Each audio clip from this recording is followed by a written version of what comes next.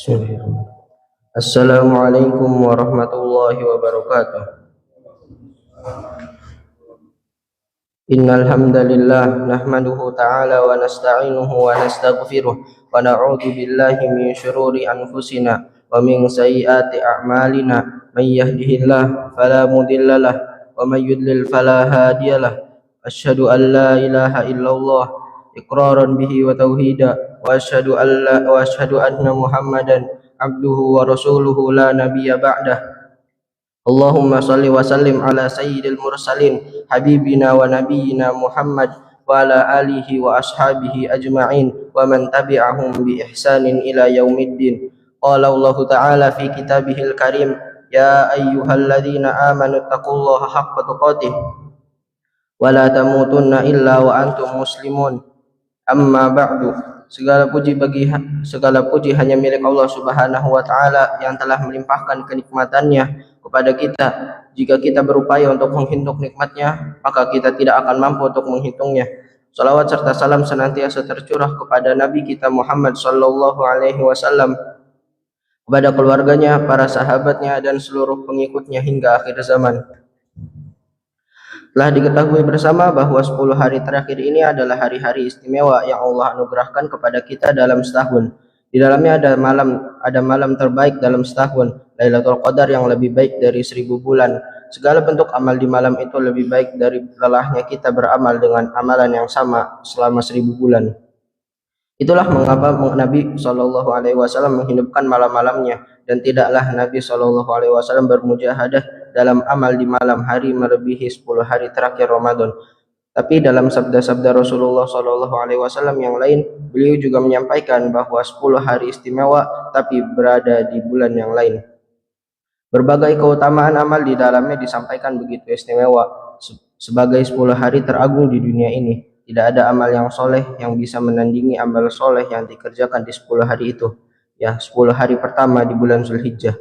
Kemudian para ulama ditanya, jika demikian manakah yang lebih utama, 10 hari terakhir bulan Ramadan atau 10 hari pertama bulan Zulhijjah? Para ulama berijtihad untuk menjawab pertanyaan tersebut, dan sampailah mereka pada berbagai jawaban yang luar biasa. Imam Ibnu Rajab Al-Hambali rahimahullah, beliau dengan pendalaman terhadap berbagai hadis yang ada, beliau mengambil kesimpulan bahwa 10 hari pertama bulan Zulhijjah lebih utama. Tapi beliau membahasnya lebih detail dari sisi wajib dan sunnah pada kedua bulan tersebut dan bulan-bulan yang lain.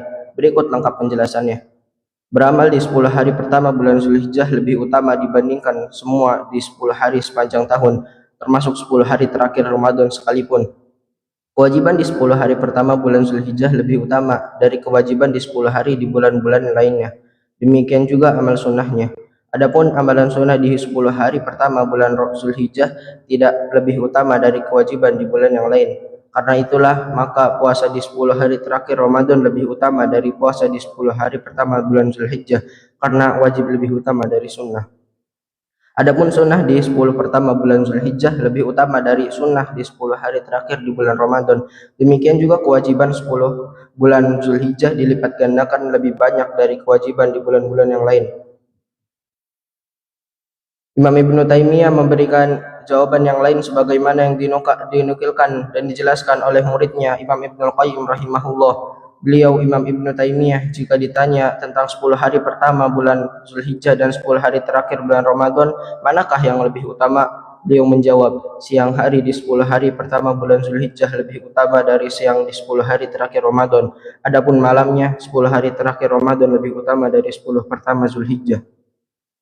Dan jika saudaraku yang baik dan cerdas mengamati jawaban tersebut, akan menjumpai jawaban yang lengkap dan memuaskan, karena tidak ada hari-hari yang beramal soleh padanya lebih dicintai Allah melebihi 10 hari pertama Zulhijjah.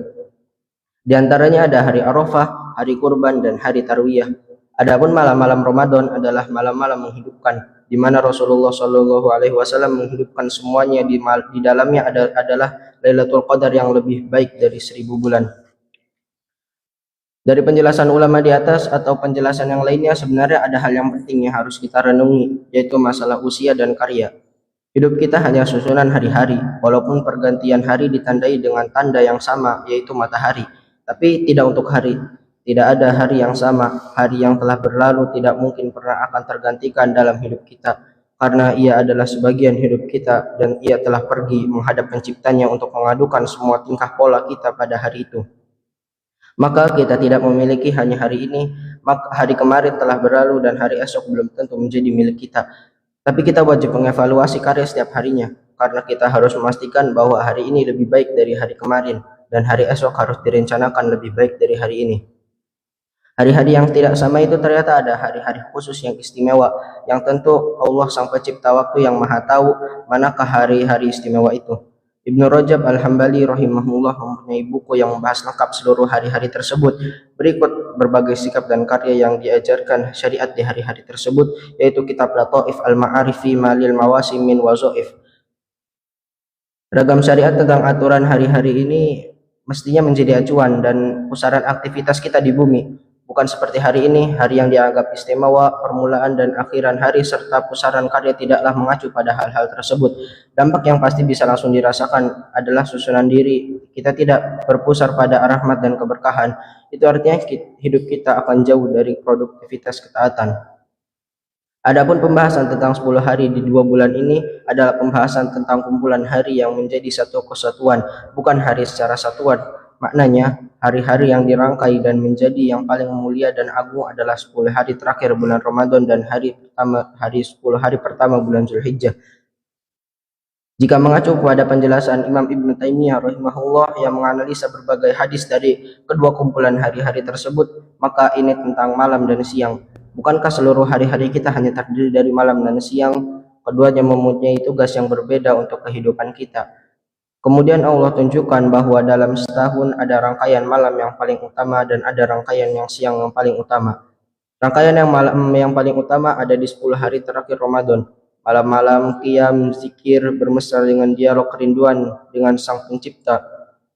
Pengakuan diri yang sering terjebak dalam tipuan dunia, doa dan semua harapan yang tumpah bersama derasnya air mata, sujud-sujud paling syahdu, kepasrahan diri yang meletakkan semua keangkuhan angka dan analisa, akhirnya sebuah upaya maksimal untuk mengembalikan diri menjadi hamba yang seutuhnya.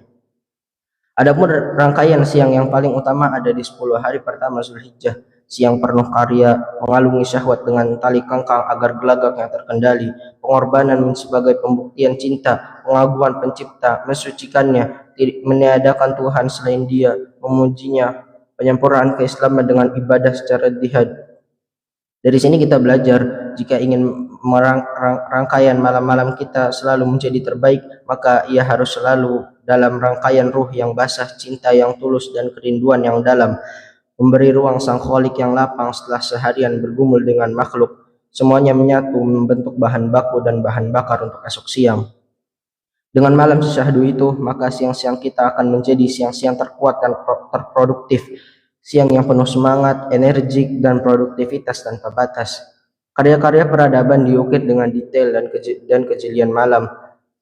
Berpadu dengan kekuatan dan semangat siang, malam penuh cinta dan siang penuh kekuatan adalah gambaran hari-hari generasi terbaik Islam, dan hanya generasi Islamnya yang memilikinya. Karena semua bermula dari aturan syariat yang mengatur hari-hari hidup kita. Dan akhirnya siapapun yang ingin hidup dengan karya-karya peradaban